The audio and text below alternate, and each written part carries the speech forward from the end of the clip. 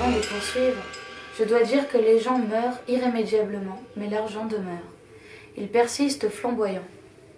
Je ne crois pas qu'il soit bon d'écrire tout cela, mais ne regardez pas trop autour de vous, vous risqueriez d'être accablé, voire alarmé. Vous ne trouverez pas beaucoup de milliardaires, vous ne trouverez pas de milliardaires tout court. Je vous garantis que ces personnes sont absolument partout autour de vous. Des personnes qui ne sont pas milliardaires, je précise bien. Dans les résidences, dans les pharmacies, dans les centres commerciaux, dans les grands complexes commerciaux, et je préfère ne pas tout énumérer, c'est épuisant. Non, vous ne trouverez pas de milliardaires dans votre sillage. Pourtant, il faut, paraît-il, des milliards pour élever des enfants dans les sociétés occidentales. Et la cruelle vérité, c'est de surcroît qu'accorder de l'importance aux gens, c'est comme donner 1 milliard d'euros en cash. Pardonnez-moi, la colère gronde à petit feu, mais nous ne pouvons pas nier que l'argent braque le feu d'une lumière beaucoup plus bénéfique que la bonté d'âme. Et les grands fantasmes amérindiens sont de l'histoire ancienne. L'argent coûte une blinde à tous ceux qui ne savent pas s'en servir. C'est pour cela, tout ce qui cause du tort à l'argent mérite d'être éradiqué. L'argent matérialise des cartes bancaires. L'argent survivra à l'extinction planétaire. L'argent met 4 balles dans la tête de l'amour. Dégainé par carte bancaire est donc la preuve irréfutable d'une réussite flamboyante, fracassante, indiscutable.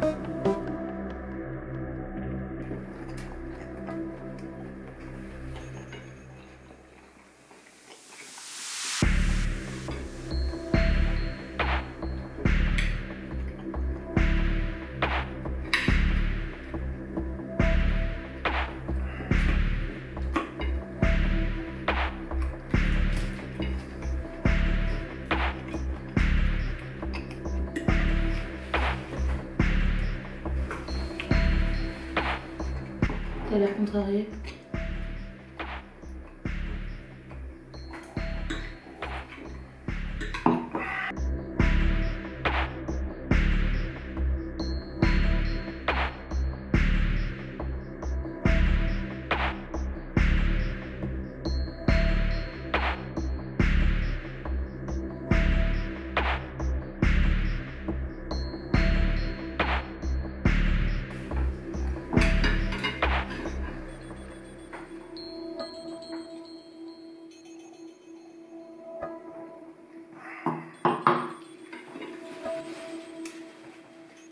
Tu as toujours une partie qui doit s'appauvrir pour qu'une autre s'enrichisse. Et c'est comme ça que ça a toujours fonctionné, car tout implique son contraire. Dieu a fabriqué l'agneau, mais il a aussi fabriqué le tigre. Et j'ai côtoyé des personnes qui étaient sur des trônes bourgeois importants. Et j'ai côtoyé ces personnes, et j'ai établi des plans avec ces personnes. Et tu avais des choses qui étaient commises et qui n'étaient pas des belles choses. Certainement pour toi, elles n'étaient pas belles, mais nous trouvions quelque chose de crucial et de bénéfique pour nos intérêts. Et surtout, rappelle-toi d'une chose, il est stupide de dire un mensonge si tu ne connais pas la vérité. Car la personne en face de toi, elle, est susceptible de connaître la vérité. Et là, tu aurais redoutablement tort. Et tu serais foutu. Foutu. Comment peux-tu dire un mensonge si tu ne connais pas la vérité? L'important, c'est de pouvoir maîtriser ta perception des choses. Si tu maîtrises ta perception, tu peux parler de choses qui ne sont pas, mais si toi-même tu crois ardemment que les choses sont vraies, car c'est comme ça que tu préfères les voir, alors ça l'emporte sur tout.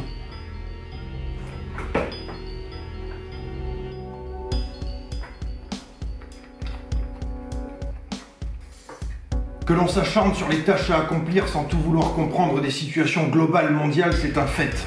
Que l'on s'acharne à la tâche pour être compétitif, c'est un fait. Mais que l'on travaille sans savoir pour qui l'on travaille, c'est à se pisser de rire. Mais tu m'as l'air bien acerbe. Tu parles des paysans, des éleveurs? Regarde à quoi conduit cet acharnement aveugle. Maintenant, c'est la Chine qui a été épargnée, c'est la Chine qui détient tout. Elle a su prendre les devants en investissant et en s'accaparant massivement dans tous les domaines possibles et imaginables. Car elle a senti que les pays d'Europe, par exemple, étaient parés pour une forme de dépendance flagrante, avides de traités multilatéraux. Et il y a des animaux à cornes en Chine? Ni les paysans ni les plus robustes prolétaires ne sont des animaux à cornes. Oui, mais toi, est-ce que tu crois que la Chine va faire quelque chose pour venir en aide au reste du monde Il faut maintenant. que tu te concentres sur toi maintenant. Peut-être que dans les collines, certains chemins mènent en Chine. Mais il faut que tu saisisses le travail là où il se trouve.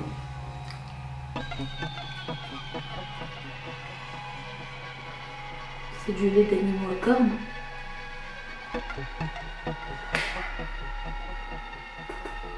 Tu devrais boire ton lait.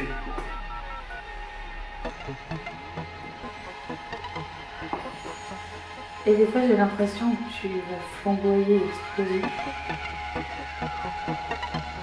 Dégainer par carte bancaire est donc la preuve irréfutable d'une réussite flamboyante, fracassante, indiscutable. Mais pour en revenir à notre ère, c'est-à-dire maintenant, les cartes bancaires ne signifient plus rien. Les gens auraient pu être éradiqués pour avoir refusé d'utiliser leurs cartes bancaires ou pour d'autres raisons. Mais le processus était bel et bien d'en arriver à réduire la population mondiale.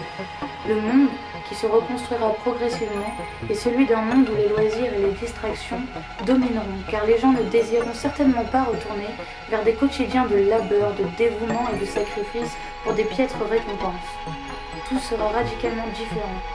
Et je demeurerai forcément reconnaissant d'avoir connu l'époque où nous pouvions glorifier l'argent et faire des alliances savantes avec les banques, tout en regardant d'un œil méprisant et soulager les passagers.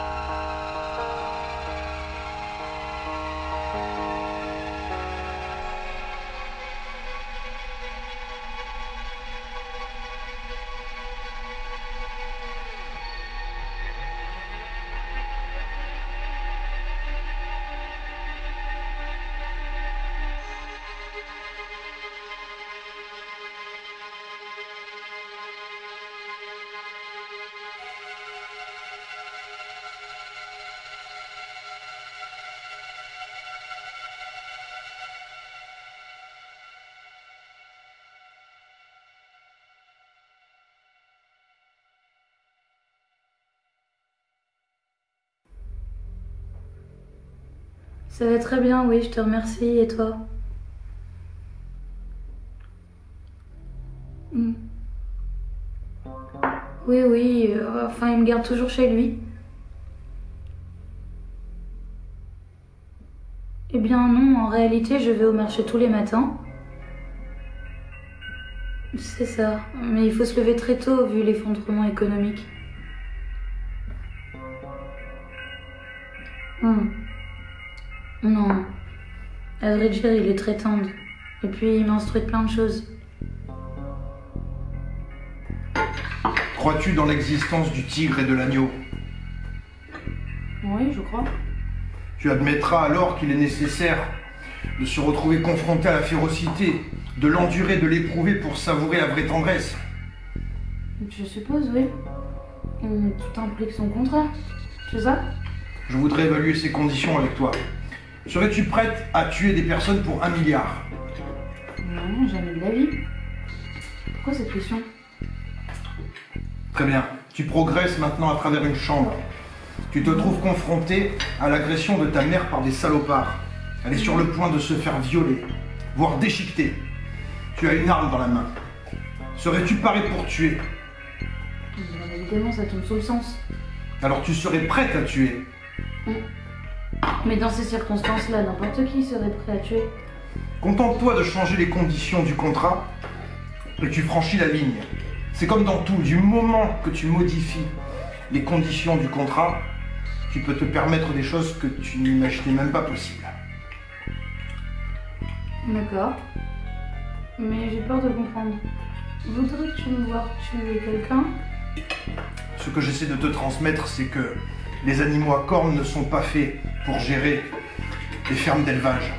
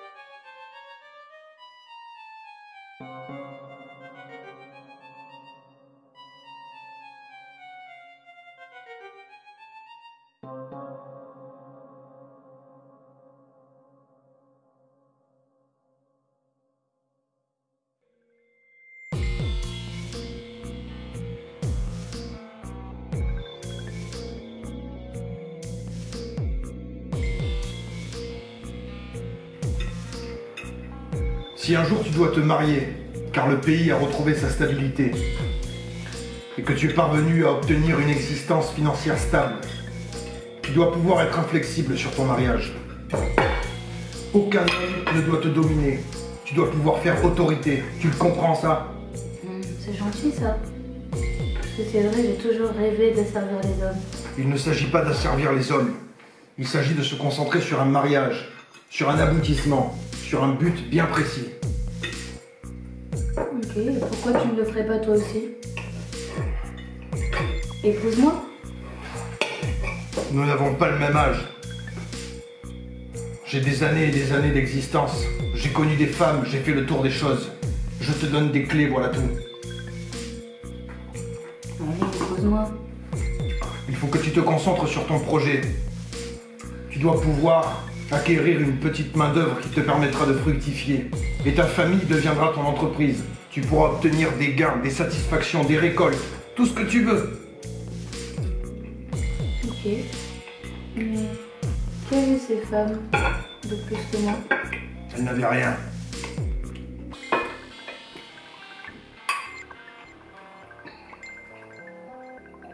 Mais je commence à avoir mal au ventre. C'est obligé de manger tout le temps comme ça? Tant que tu as de l'argent, tu peux manger sans te restreindre. Ouais, d'accord.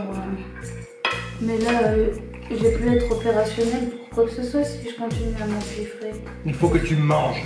J'ai passé toute mon existence à table avec des personnes très responsables, très importantes. Manger demeure fédérateur, bienfaiteur. Oui, d'accord. Mais toi, tu as peut-être un estomac de tigre. Mais moi, je suis en agneau. Dans la famille à laquelle j'ai appartenu, nous mangions allègrement sans faire d'histoire. La famille à laquelle j'ai appartenu se réunissait dans la maison régnante. La maison régnante dans laquelle défilaient autant de banquiers, de leaders de l'innovation technologique, des experts en synergie et autres fusions-acquisitions. Nous faisions déjà, d'une certaine manière, allégeance à la Chine, mais surtout à des personnes situées sur des trônes bourgeois importants. Nous n'avions pas pour projet de fournir des privilèges et des trésors inestimables à notre pays, la France. Mais nous voulions la satisfaire et l'accomplir suffisamment pour qu'elle demeure la France comme une puissance compétitive approuvable. Tout ce que nous offrions était déjà largement suffisant. Personnellement, je m'en tirais brillamment. C'est comme ça que je m'en tirais. Vous souvenez-vous, le grandiose et ravageur incendie de la cathédrale de Paris? J'avais travaillé sur le projet. Avide d'être déteneur d'un pouvoir aussi déroutant qu'accablant, il fallait que ça brûle dans son intégralité. Les sévères sanctions attribuées aux prolétaires révoltés n'étaient pas de la souffrance avec un grand S, de la souffrance suffisante pour nourrir le plaisir de créatures privilégiées telles que nous. Ces pathétiques pompiers, qui parvinrent à empêcher l'effondrement du bâtiment, Dieu soit loué, ne purent empêcher les 400 tonnes de plomb de provoquer des intoxications sur la population, jusqu'au moment où tout le système bancaire emboîta le pas à la progressive et méticuleuse volonté de dissoudre toute la foi et toute la conviction du pays. Je dois dire que les gens meurent irrémédiablement, mais l'argent demeure. Il persiste flamboyant. Je ne crois pas qu'il soit bon d'écrire tout cela. Pour finir, je voudrais provisoirement conclure sur le fait qu'il est stupide de dire des mensonges si vous ne connaissez pas véritablement la vérité derrière les choses. Car si la personne à qui vous racontez les choses en face de vous connaît la vérité, alors vous serez mort et vous n'aurez plus de crédit. Signé le roi des satanistes. Bon, tu es en train de me dire qu'elle a tout découvert? Elle s'est contentée de lire des lettres plus ou moins fictives que j'avais rédigées fut un temps. Mais ce qui me dérange le plus, c'est qu'elle a osé mettre la main sur des pièces privées que je lui avais fortement déconseillé de toucher tant qu'elle était sous ce toit. Tu peux le comprendre, ça? Donc tu l'avais tué? Mais ça n'était pas de gaieté de cœur. Et si ça peut te rassurer, j'avais exigé une mort, disons, radicale. Ah oui, bah, la tête explosée par une balle, c'est rapide, hein? Champion! J'avais précisé à l'employeur d'utiliser une méthode relativement différente. Je ne voulais pas qu'elle subisse une mort aussi lamentable, tu t'en doutes. Mais elle était préservée sous ce toit.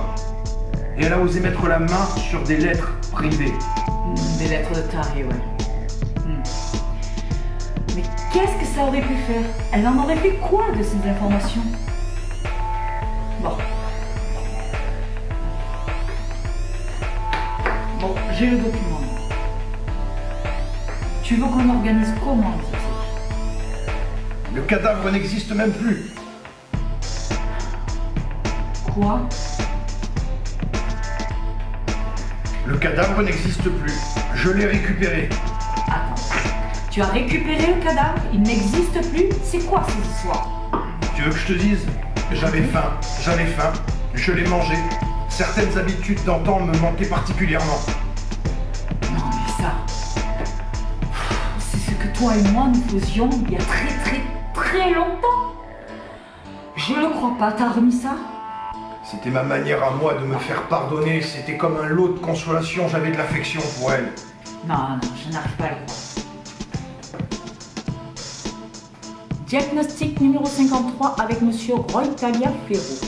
Monsieur Roy Taliaferro continue de persévérer à travers la perception d'une réalité inquiétante et sans aucune commune mesure. Il semble toujours très bien disposé de sa petite fortune personnelle et détient une parfaite gestion de ses comptes bancaires. Monsieur Roy Taliaferro s'exprime extrêmement bien, détient une très bonne posture, mais je sens la présence constante d'une agressivité sous-jacente indéniable. Je perçois toujours et sans relâche un conflit intérieur complexe où ne ressort chez lui que du narcissisme.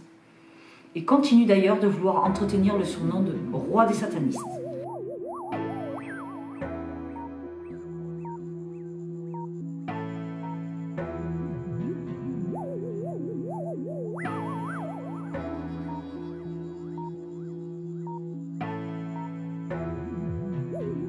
Il reste cependant toujours persuadé d'héberger chez lui une jeune fille du prénom d'Adriana.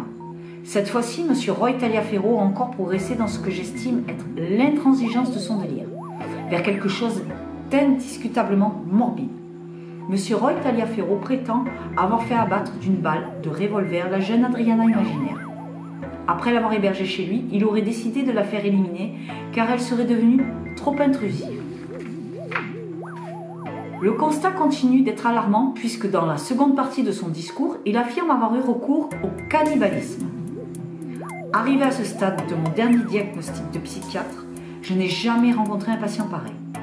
Après la gravité des propos de M. Roy Taliaferro et sa déconnexion flagrante avec la réalité, je pense sincèrement qu'une hospitalisation sans consentement serait de rigueur. Crois-tu dans l'existence du tigre et de l'agneau? Oui, je crois. Tu admettras alors qu'il est nécessaire de se retrouver confronté à la férocité, de l'endurer, de l'éprouver pour savourer la vraie tendresse. Je suppose, oui. Tout implique son contraire. C'est ça?